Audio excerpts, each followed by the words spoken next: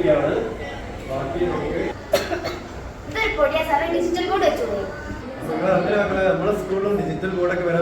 പരമ്പരാഗത ബ്ലാക്ക് ബോർഡുകളുടെ കാലത്തിൽ നിന്നും പഠനം MAMO ക്യാമ്പസിൽ ഡിജിറ്റൽ ഇന്ററാക്റ്റീവ് ബോർഡിലേക്ക് മാറുകയാണ്.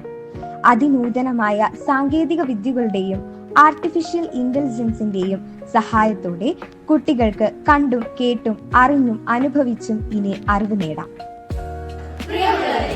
2025 ഓഗസ്റ്റ് 4 തിങ്കളാഴ്ച ഉച്ചയ്ക്ക് 12:30 ബഹുമാനപ്പെട്ട കേരള കായിക വകുപ്പ് മന്ത്രി ശ്രീ B. അബ്ദുറഹ്മാൻ സാർ നമ്മുടെ ക്ലാസ് റൂമുകളിലെ ഇന്ററാക്റ്റീവ് ഡിജിറ്റൽ ബോർഡുകളുടെ ഉദ്ഘാടന കർമ്മം നിർവഹിക്കുന്നു.